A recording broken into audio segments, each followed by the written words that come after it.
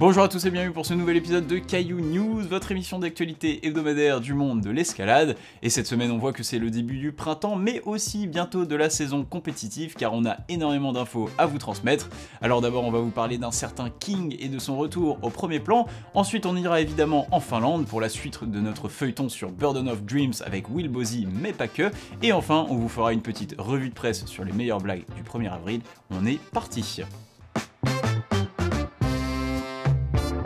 News numéro 1, je ne pense pas trop me tromper si je dis que nous sommes nombreux sur cette chaîne à avoir dédié énormément de temps à la pratique du sport, quel qu'il soit. Une véritable passion qui se déclenche à différents degrés chez chacun, on découvre un nouveau terrain de jeu, vierge, on progresse et parfois on se trouve même épris par un rêve, celui de devenir le meilleur. Les meilleurs deviennent alors des champions, ceux qui gagnent, puis les meilleurs champions deviennent à leur tour des légendes, ceux qui restent. Pour cela on utiliserait bien tous les superlatifs, ils nous marquent à tel point qu'on les croirait éternels, qu'on voudrait transmettre cette admiration pour eux à tous ceux qui nous succéderont, mais bien sûr tout cela n'est qu'illusion, et si nous nous rappelons encore de Pelé, Mohamed Ali, Carl Lewis et autres figures emblématiques, ils ont surtout marqué une génération plus que le monde entier. Une réalisation déjà bien suffisante pour que ces individus se comptent sur les doigts d'une main. Bon, très grande main quoi. Et évidemment, comme pour chaque sport, l'escalade aussi dispose de ses héros. Alors aujourd'hui on pense évidemment à Adam Ondra, le Tchèque responsable de l'ouverture de la voie la plus difficile au monde, Silence, mais surtout doué d'une polyvalence extrême, avec l'ascension du downwall en grande voie par exemple, de plusieurs 8C+, en bloc, multiples médaillés d'or en Coupe du Monde de bloc et de difficulté, bref, une véritable légende vivante. Mais avant la domination sans partage du Tchèque sur le monde vertical, un profil bien différent régnait sur les falaises, un genre de surfeur blond américain visiblement égaré au milieu des cailloux, un certain Chris Sharma. Et oui, une domination totale qui commence au tout début des années 2000, en 2001 plus exactement, avec son ascension de biographie, le premier 9A+ confirmé au monde, avec pour l'occasion une vidéo de l'ascension dans un style, disons, bien vintage.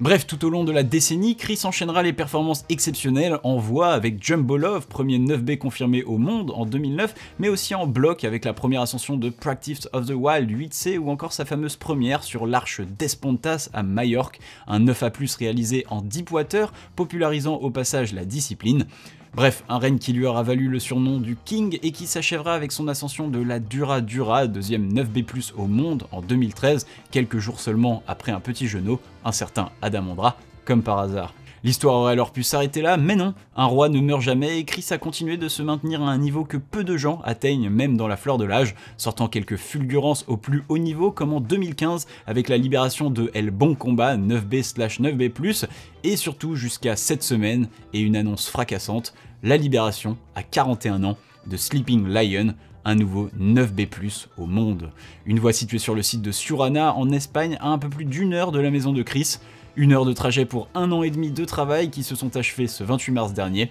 Un projet qui a commencé en octobre 2021 avec son équipement, puis 2 grosses périodes de travail en février et en novembre 2022, avant d'avoir une nouvelle fenêtre de tir en ce début d'année. Et c'est alors que les conditions se dégradaient de nouveau que Chris a enfin pu venir à bout du projet. Bref, 41 ans, un deuxième 9B+ dans la besace, il faudra visiblement encore compter sur The King pendant un moment, n'en déplaise à la jeunesse. News numéro 2, attention devinette, je suis un pays réputé pour avoir développé le premier navigateur internet avec un interface utilisateur au monde, je compte plus de 180 000 lacs à travers mes terres, en venant chez moi vous pouvez assister à une course de portée de femmes ou bien célébrer la journée nationale des endormis, je suis le pays du Père Noël mais aussi celui des plus gros consommateurs de lait au monde, je suis la Finlande évidemment, et oui car c'est dans ce pays que se déroule actuellement le plus gros feuilleton de l'escalade, la tentative de première répétition de Burden of Dreams, plus dur 9A bloc au monde. Et au vu de toutes les personnes qui lui rendent visite en ce moment, je pense qu'on peut parler du caillou avec la plus grosse empreinte carbone au monde également.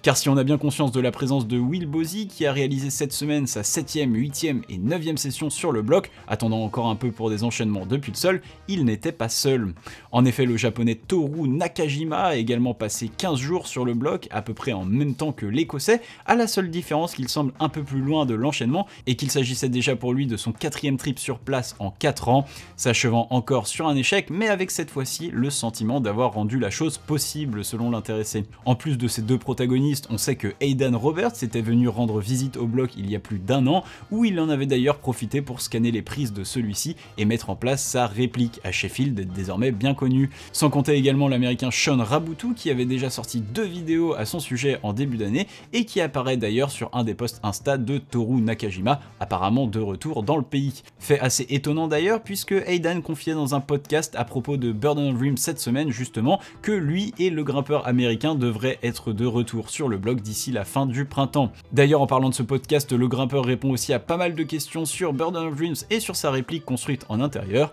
alors si vous le souhaitez je vous laisse le lien en description. On a donc déjà 4 grimpeurs sur le coup et ce n'est pas fini. En effet il semble évident que le bloc le plus dur du monde soit réussi par un bloqueur, me direz-vous. Oui, mais à chaque challenge il faut un mec qui n'a rien à faire là, et cette fois-ci il s'agit de Stefano Ghisolfi. Et oui, se sentant en grande forme après la libération d'Excalibur, l'Italien est allé directement en Angleterre où il a pu entre autres tester la réplique du bloc avec Will durant une session étonnamment encourageante pour l'habitué de la falaise, ce qui le poussa à reproduire une nouvelle réplique du bloc dès son retour en Italie. Vous croyez que l'histoire s'arrête là? Mais non, car lorsqu'on est un peu fou, on ne l'est pas qu'un peu, et Stefano vient cette semaine de poster 7 photos sur son compte Instagram, un cliché où on le voit face à Burden of Dreams avec son ami Elias Yanyema, autre bloqueur de très haut niveau, venu lui aussi tenter sa chance. Ce qui me fait dire que Stefano c'est un petit peu comme ce pote, vous savez, à qui vous présentez votre crush que vous draguez depuis plusieurs mois et que vous retrouvez 3 jours plus tard à sortir avec. Enfin bref, des répliques 3D, des lives Instagram, des abris faits main, les meilleurs grimpeurs mondiaux sur le coup, ça commence à faire beaucoup pour un bloc d'un peu plus de 3 mètres de haut dont la répétition n'a jamais semblé aussi proche, la vraie question n'étant peut-être pas quand, mais plutôt par qui. News numéro 3, et cette semaine c'était la semaine du 1er avril, et évidemment qui dit 1er avril dit blague, et le monde de la grimpe comme toute autre communauté n'échappe pas à la règle. Alors je vous propose un petit florilège des meilleures blagues que j'ai pu voir cette année. Côté français c'était plutôt calme, et on citera surtout le média Planète Grimpe avec son article sur la 1APU ou One Arm Pull-Up, une pilule pouvant vous permettre de réaliser des tractions à un bras plus facilement. On notera au passage le faux témoignage d'Alex Megos recommandant l'usage de ces pilules, ainsi que le petit clin d'œil à Matrix, les pilules se prenant par deux, une rouge et une bleue. A l'étranger, on commence par le site 8a.nu qui nous parle d'un nouveau super ventilateur qui, placé correctement, pourrait, en plus d'apporter les conditions parfaites pour votre grimpe, vous délester d'un peu de votre poids en vous soufflant dans le dos. Devant ce nouveau dilemme d'éthique, le site référençant les ascensions outdoor annonce même réfléchir à ajouter la catégorie ventilée pour les ascensions afin de les classer différemment, prévoyant aussi les catégories ventilées flash et ventilées après travail. On passe maintenant sur du très lourd avec Grip Magazine qui nous régale avec l'annonce de la sortie d'un pistolet à piton, une référence au film Cliffhanger où l'on voit Sylvester Stallone utiliser un engin similaire pour planter un piton dans la roche. Selon leurs sources, le pistolet devrait respecter les normes de la Fédération Internationale UIAA et être adapté pour tout type de roche, du granit au grès en passant par le calcaire, avec en bonus un silencieux pour éviter les problèmes de cohabitation, un outil bien pratique. Dans la catégorie plus controversée, on a le magazine Climbing qui nous annonce que des tapis roulants vont être déployés un peu partout dans le parc national de Joshua Tree aux États-Unis, à la manière de ceux présents dans les aéroports. Selon le personnel dirigeant du parc, la disposition de ces appareils sera optimisée pour relier des différents points d'intérêt du site et ainsi éviter aux visiteurs de longues périodes de marche. En plus de cela, des stations de repos seront placées le long de ces tapis roulants, un peu à la manière d'aires d'autoroute, permettant aux utilisateurs de recharger leur téléphone, utiliser la Wi-Fi mise à disposition et profiter des zones d'ombre offertes par les parasols à disposition. Et bien sûr, pour éviter toute polémique écologique concernant l'installation, le personnel précise que les tapis roulants fonctionneront entièrement à l'énergie solaire. Et enfin, il est temps de décerner la palme de cette année, un poisson d'avril comme on en a rarement vu tellement la vidéo a une qualité professionnelle. Il s'agit d'un poisson d'avril de la part du célèbre tchèque Adam Ondra, une vidéo de 10 minutes expliquant le secret de son cri légendaire. Car vous n'êtes pas sans le savoir, Adam Ondra a pour habitude de crier lorsqu'il est sur la paroi, emporté par son effort, et dans cette vidéo, Adam nous dévoile les dessous de son cri et son importance insoupçonnée dans ses performances, le tout dans une ambiance déjantée. Alors petit bémol tout de même, la vidéo est sortie le 2 avril et non pas le 1er, mais a bien été annoncée sur son compte Instagram le 1er, et on peut facilement imaginer, au vu du travail nécessaire pour la vidéo, qu'il y a eu un petit retard de production. Bref, le lien est dans la description, n'hésitez pas, bon moment assuré. Dans le reste des news, la semaine dernière avait lieu un live Instagram bien spécial, cette fois-ci pas de Will Bozy ou de Burden of Dreams, mais une simple discussion à propos d'un autre monument de la scène de grimpe internationale, DNA, deuxième 9C au monde. En effet, Jacob Schubert, seul grimpeur à l'avoir essayé après son libérateur Seb Boin, a appelé ce dernier pour qu'ils discutent ensemble de la dite voie. Un appel de quelques heures qui a commencé par 30 minutes de Seb Boin essayant tant bien que mal de se connecter, comme quoi même les légendes ont le droit à ces moments gênants à base de tu m'entends, moi je t'entends pas, c'est bizarre, tu devrais m'entendre, ah je t'entends mais je te vois plus, moi je te vois et je t'entends, qu'est-ce que tu dis, je t'entends pas, ah bordel de merde, fais chier cette connexion, viens je t'appelle sur ton téléphone. Mais bref, les deux grimpeurs ont évidemment décrypté ensemble chacun des mouvements de la voix, ce qui sans les images ne vous parlera sûrement pas énormément, mais ce qu'il est très intéressant de noter, c'est qu'ils ont chacun parlé de leur futur projet, avec Jacob Schubert qui sera normalement de retour à Flatanger en mai pour y travailler Project Big, puis encore sur DNA en novembre pour attendre les bonnes conditions, tandis que Seb devrait être au printemps à Seiyuz, on l'imagine pour terminer le travail sur Bibliographie qu'il avait laissé en tombant sur le top l'année dernière,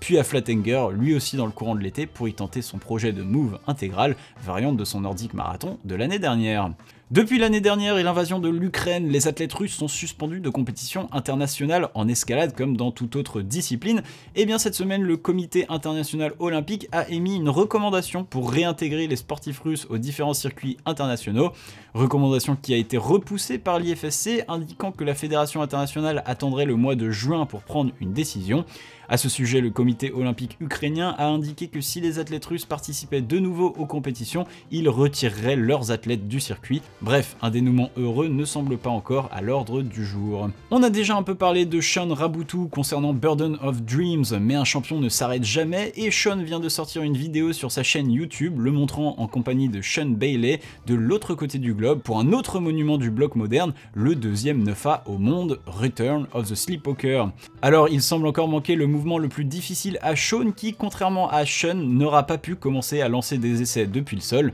Ceci étant, l'américain est maintenant le seul grimpeur à notre connaissance à avoir essayé les 5 9A blocs existants, Burden of Dreams, Return of the Sleepwalker, Soudain, Alphan et Megatron. À titre personnel, je n'ose imaginer toutes les news à écrire si Sean parvenait rapidement à ses fins, mais en attendant, la vidéo est en description, enjoy! Et voilà, c'est tout pour les news, et maintenant on passe au croix de la semaine. C'est sur le site de Lourmarin, non loin d'Aix-en-Provence, que Lucien Martinez répète le Playboy Rod sans complexe, 9A/+, libéré par Seb Boin lui-même en 2015, une voie de plus de 55 mètres qui devient de plus en plus déversante au fur et à mesure de l'ascension, et dont la difficulté est accentuée par un move dynamique en milieu de voie. Pour l'occasion, le falaisiste français aura même sorti une excellente vidéo pas à pas très bien commentée que je vous recommande et dont vous voyez actuellement les images. Bref, bien joué à toi Lucien. Direction une fois encore le site d'Arco en Italie, au nord du lac de Garde, et qui, selon Enzo, le bénévole qui a écrit ces lignes, est très joli puisqu'il y était il y a 3 semaines, pour l'enchaînement de Biolorico 9A par Luca Bertacco. Équipé par Loris Manzana et libéré par nul autre qu'Adamondra, le grimpeur italien de seulement 22 ans avait commencé par une version allégée de son départ avec Bibita Biolorica 8C, puis après plusieurs blessures au doigt et au talon, Luca est revenu 3 fois, est tombé dans le crux dans le haut de la voie, là où on ne doit normalement pas tomber comme d'habitude, puis aura finalement réussi à clipper le relais, bravo à lui. Nous nous rendons maintenant en Allemagne sur le site de Koscher pour l'enchaînement de Bocassas Freeze 8C bloc par Nils Favre. Le grimpeur suisse que nous verrons bientôt évoluer lors des Coupes du Monde de bloc est allé se faire la main sur le caillou, une ligne naturelle qui suit l'arête d'un rocher pour finir dans une faille. Il existe depuis l'an dernier un départ assis du même bloc rajoutant 5 moves aux 18 de départ, 3 essais infructueux pour Nils qui, on l'espère, reviendra plus fort après la saison régulière. Et voilà, c'est tout pour aujourd'hui, ça fait un gros épisode, mais comme d'habitude, j'espère qu'il vous aura plu. En tout cas, moi je vous invite à vous abonner à la chaîne si ce n'est pas déjà fait, à laisser un j'aime sur la vidéo, bref, vous connaissez le pitch habituel. N'hésitez pas aussi à vous abonner sur mon compte Instagram, je fais des petites animations marrantes, des petits dessins sur le monde de l'escalade, bref, que du fun. Et en tout cas, je vous dis à la semaine prochaine, tchuss!